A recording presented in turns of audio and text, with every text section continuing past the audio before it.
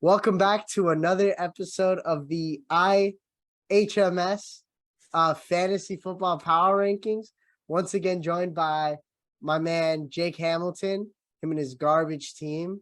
And today we're joined by a very special guest, our buddy, our pal, and music expert, Steven Trifilio. Steve, North Coast.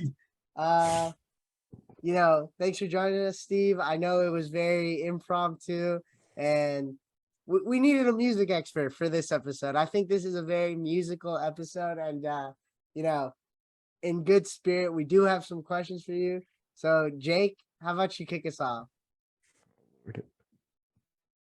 So, you had a big summer, played a Lollapalooza. How was that?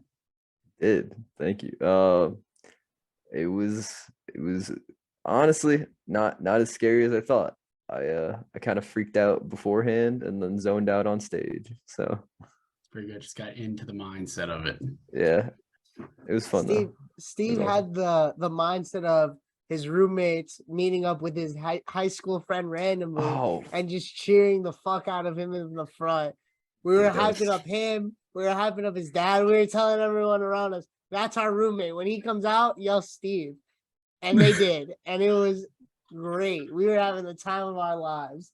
And I know he enjoyed it. I mean, he did great. Thank you.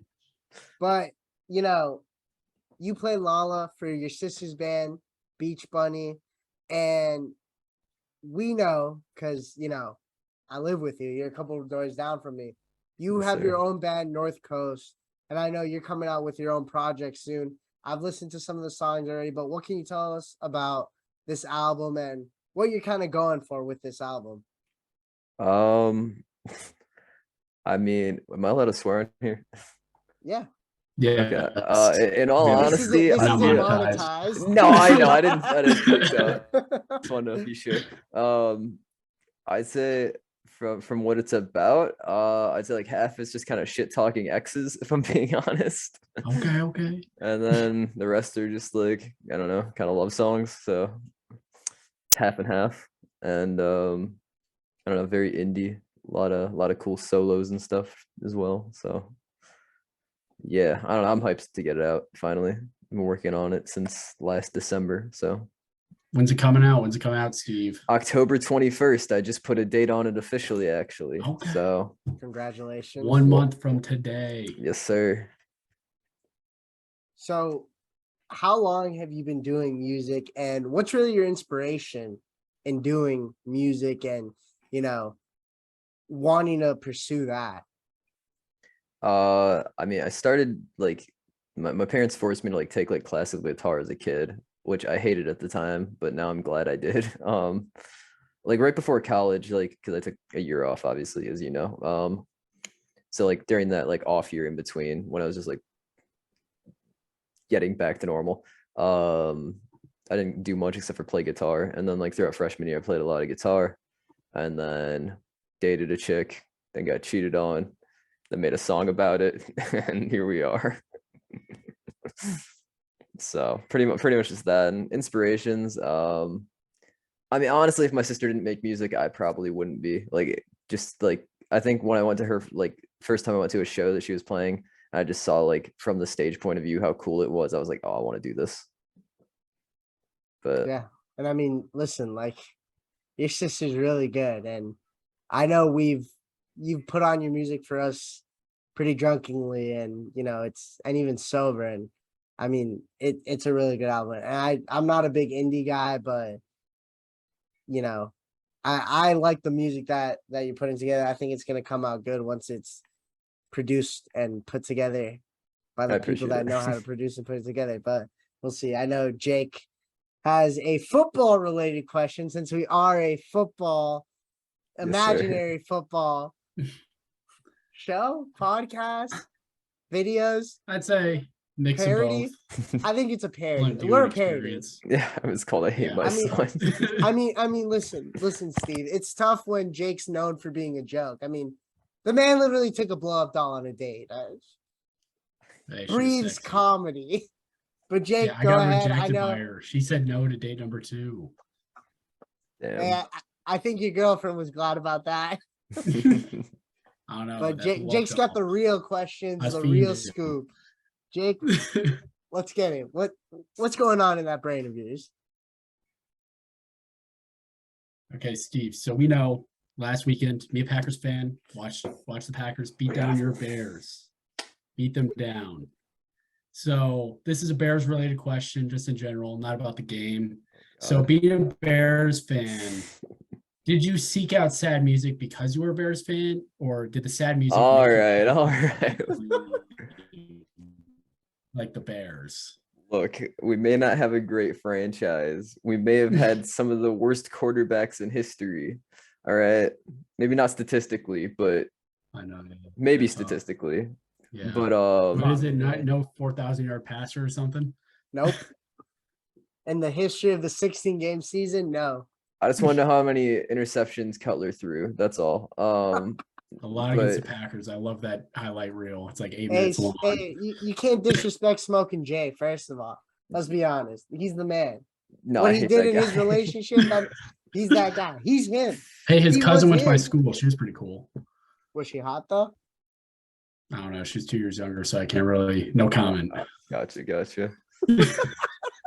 Respect. All right, respect. I respect that. But Steve, while we are talking about the worst, Yeah.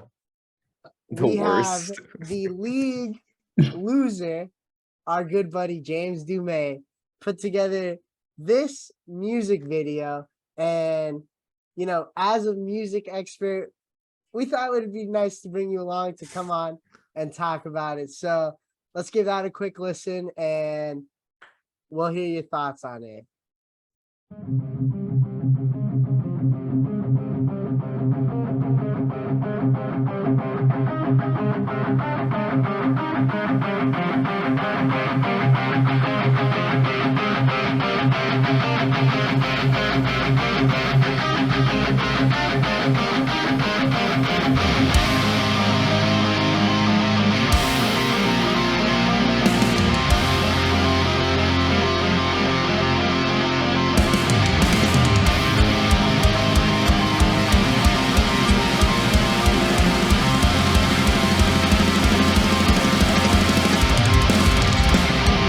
Vengeance! Vengeance! Vengeance! Vengeance! Vengeance! Vengeance! I'm on to collect your vengeance. The rapture is unfolding.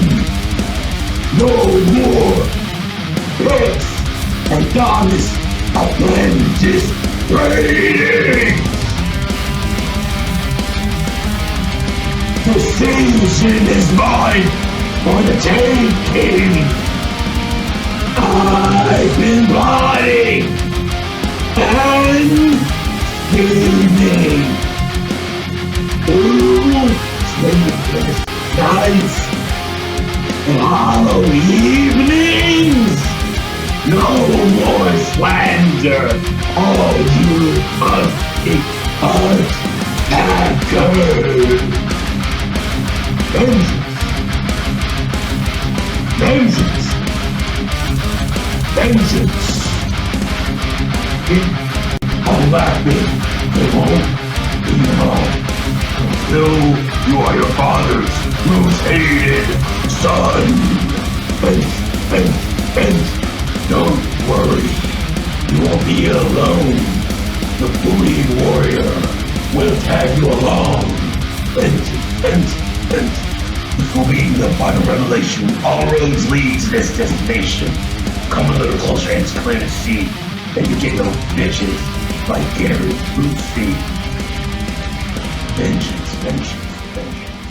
is mine. What a video.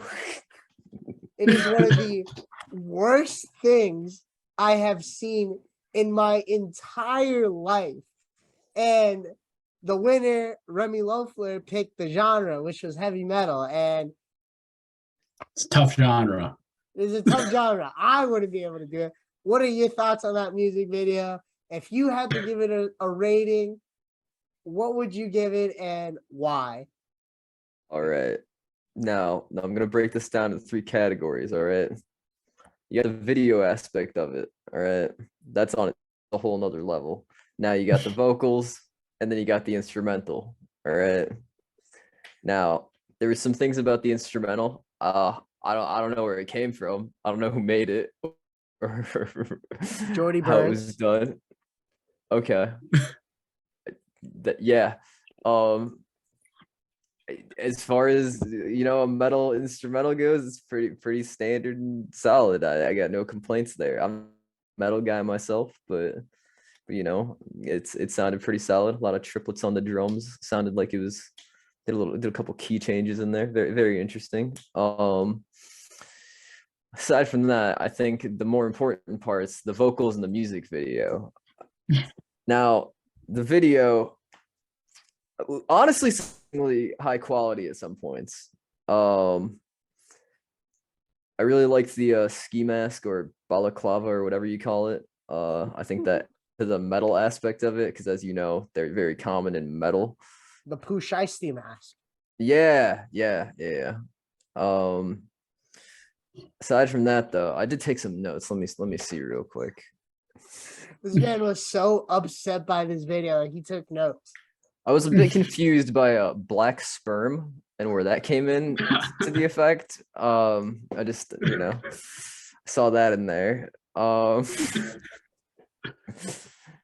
No answers. All right, cool. No, we are not the creators. We don't we vouch are for not any the of right it. people to ask. All right, well, it's a good hidden little thing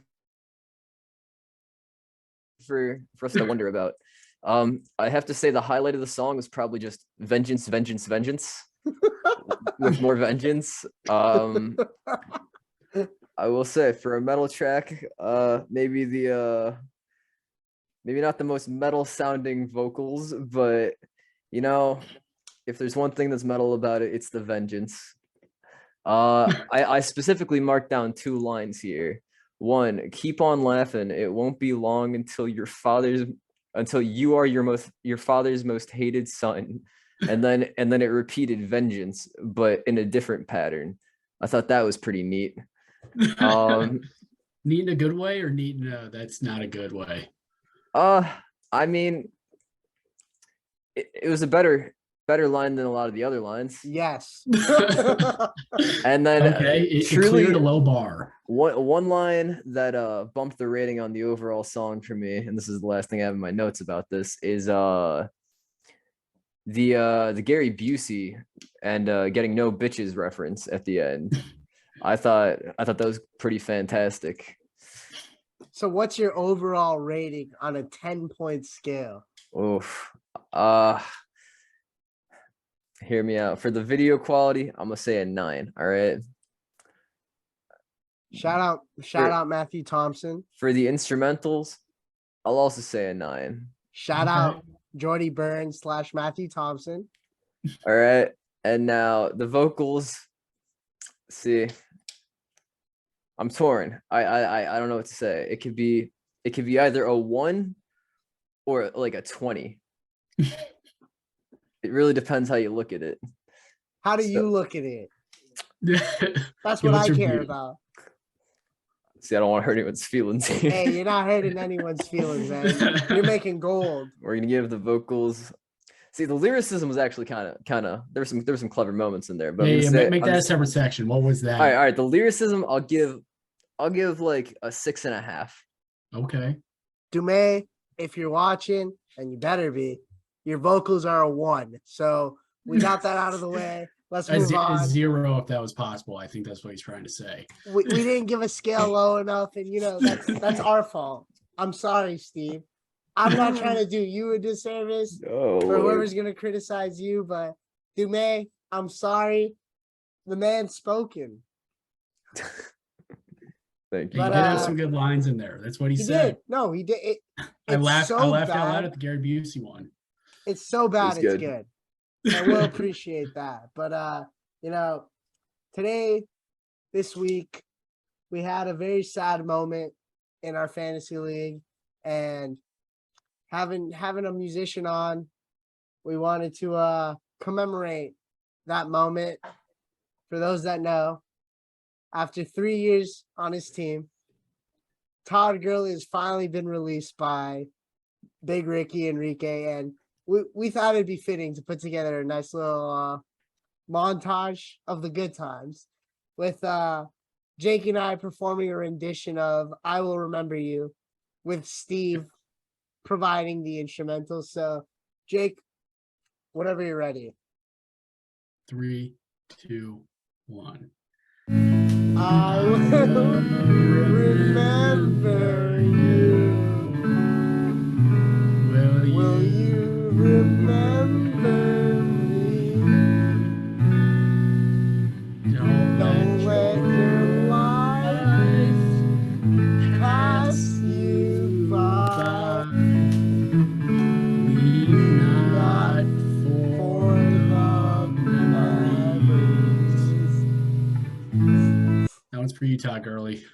That's for you. Hey, what's up? Got me choked up. Never played for the Falcons, but Steve, thank you for joining us. Thank you for providing Thank you, Steve. that great Thank you for beat, having and me. yeah, man, we cannot wait for your album. So, where can people find you on social media, and where can we hear the album at once it drops? Most of the social media is just my name, Steve Trifilio, and the music, like the artist name or band name, is North Coast. So that's on whatever you listen to music on, we're on there. So And all of that will be in the comments, so you can check that out, find it. And Steve, thanks for joining us. We Likewise. will have the album on once it comes on. much appreciated. You both have a Yeah. good See you one. later, Steve. Peace. Now we can get to the meat of our little fantasy football show. And, we kind of got to move in double time. So we'll start off with most shocking. 2 votes for Thomas Blythe. He got a win this week.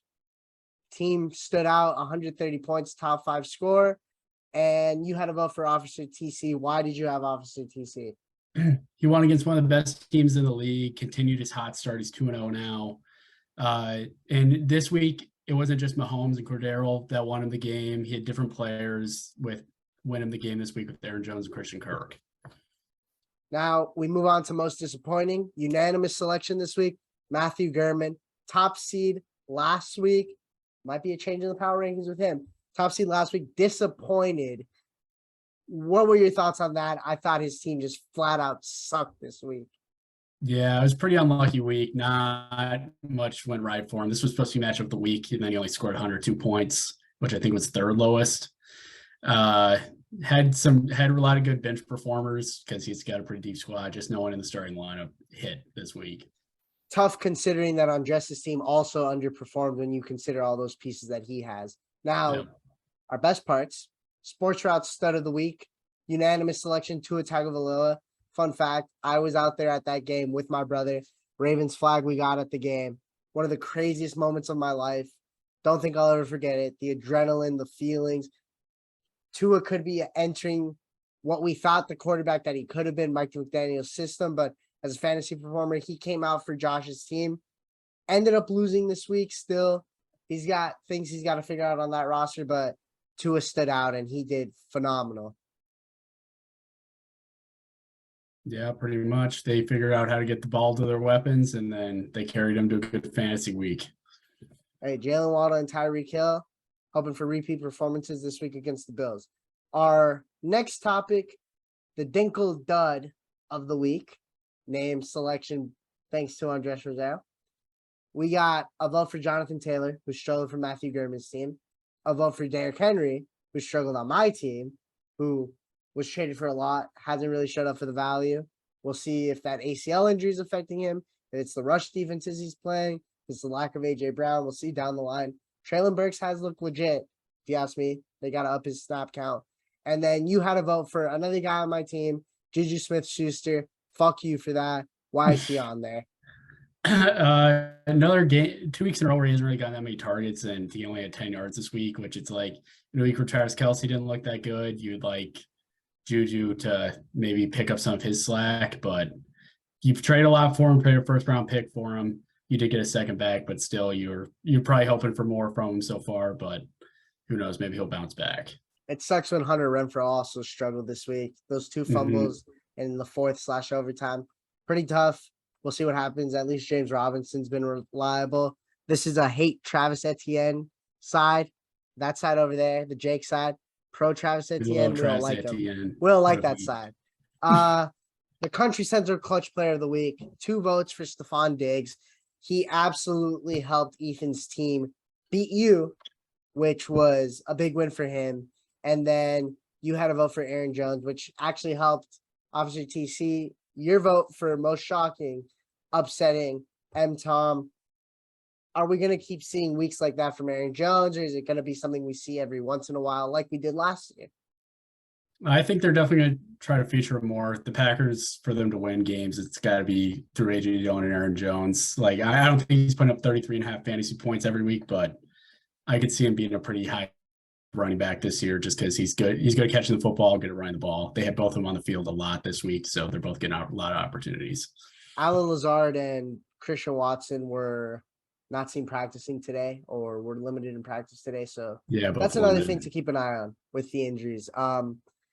Now we move into the fun part, the power rankings part. And this week we're doing it a bit different just because of time. We're broke boys out here, not paying for Zoom Pro. So we only got 40 minutes. So we'll move this along. Jake, you got 14-13. Who do we have at the bottom of the league? So 14th, we got SSOJ Yeti yet again, unanimous 14th. He's not the lowest scorer this week, but he's second lowest scoring, only 94, and a loss to Team Big Ricky. Looked better. David Montgomery had a good week. Terry McLaurin and Austin Doolin both had 10 each with solid days, but his tight end and flex positions performed very poorly with an average score of 2.2 points. So not a strong team. Definitely deserves to be bottom. And then 13th, we got Dinkelberg, Team Dinkelberg, yet again, unanimous 13th place. Lowest score of the week with 61 points and a loss to Pablo. Carson Wentz and Tyler Higbee were the only players that he had over 10 points. The rest of his lineup combined for 15 points outside of those two. A bad week overall. His entire team looked bad. He's got to hope that Fournette and Connor get their injuries actually end up being a lot worse than they are. So his running backs of Benjamin and Rashad White actually get some touches. And then Gabe Davis being out, that didn't help, giving him a fat 0 on Monday night. Yeah, tough he didn't bench him, but as we do weekly now, our lowest scorer, Dume, he gave us a little video on what it's like being the lowest score of week 2. Scoring the lowest point. That was my lowest point. On to the next one.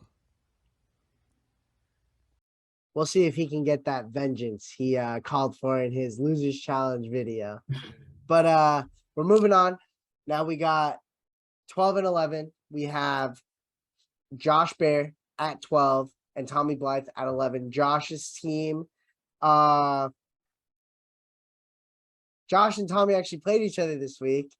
Josh lost to Tommy, Tommy's team had a pretty good week, scoring 133, one of the top scorers in the league. Josh just under 110. His team is struggling. He had Tua, but he's still missing Deshaun Watson. He's missing DeAndre Hopkins, no Michael Pittman. So tough week. He gave up a great game from both Tua, obviously, and Nick Chubb, who kind of cost his Browns the game, but was putting his best foot forward on Josh's side. So that'll be something interesting to watch. Who do we have next? You still have Tommy to talk about. I talked enough about Tommy. Okay, cool. Yeah, there's not much to say about Tommy other than the fact that he's trying to trade every single one of his picks for the next 2 years for just some random players if you want to indulge him.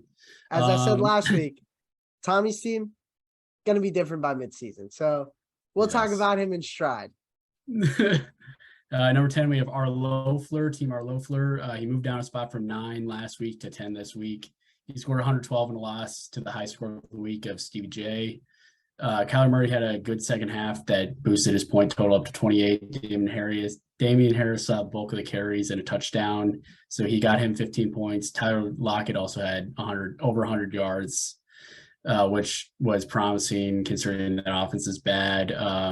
But an injury to James Conner is a big concern, especially with his injury history, but it looks like he's day-to-day so far.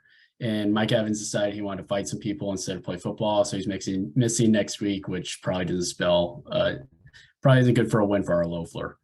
And then at number 9, we have Team Big Ricky. He dropped from 8 to 9 this week. He was unanimous vote. He had a good week where he scored 136 and a win against SSOJ Yeti, our 14th place person. Amon-Ra St. Brown is continuing to look like an absolute beast. Drake London looks really, really good. Najee had a pretty good Najee game where he gets a lot of volume, but isn't very efficient, but still puts up some decent points.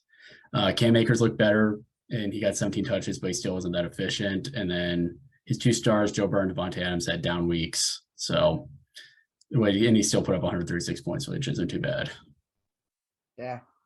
And he dropped Todd Gurley, sadly. So, yeah, he started with Eifert. Now he's gone on to cleaning the basement with Todd Gurley. Very sad moment, but we move on. All my fab's going on him. It's got to. Coming in at number 8, we have the one and only Officer TC, Jacoby, one of our highest risers of the week, up 2 spots. And, and in one hand, I'm glad he's watching the power rankings. And another hand, I don't like how all that energy is coming towards me for where we have him ranked. He's proved us wrong back-to-back weeks. And at this point, I want to tell him, like, hey, we're putting that chip on your shoulder. You got to do it. Now you got to start Garrett Wilson. Left 29 points in his bench. Sweated that matchup more than he needed to. And, he came out on top because of Aaron Jones, who we referenced earlier. Coming in at number 7, staying where he was last week, we got Stevie J, Mr. Steven, top scorer of the week. His team put together a very quality afternoon.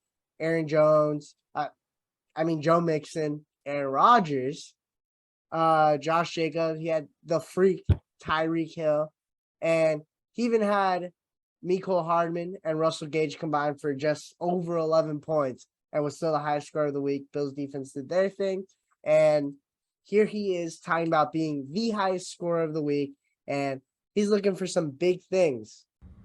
What's up, boys? I got the most points for this week. Got my cheeks clapped last week by Emgrams, but that's okay. We fought back this week. I had to get some revenge versus my father, Daddy Damien, and the champ, Remy.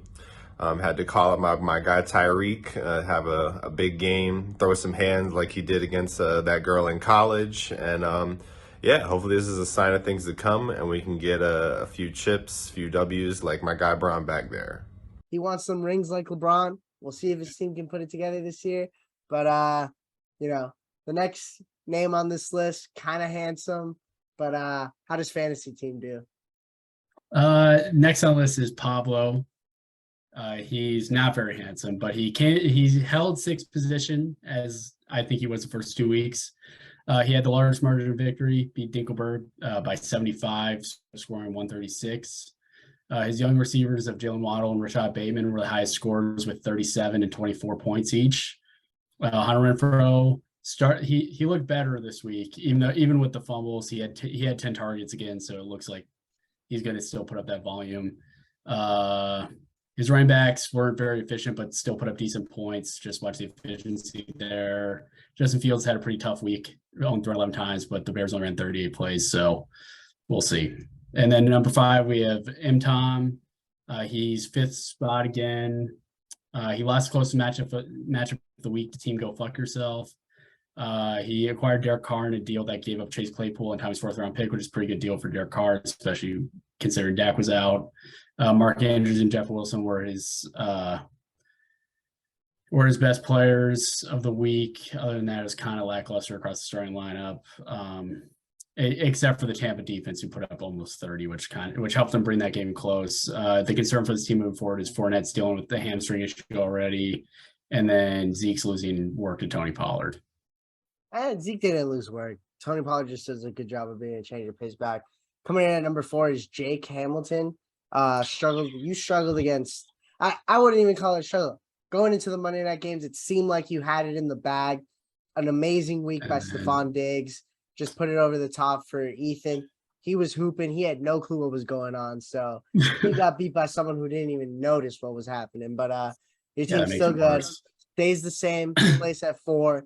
You know, your running back still, for what was supposed to be an upgrade, you're still waiting. You're waiting on Dobbins, aren't you?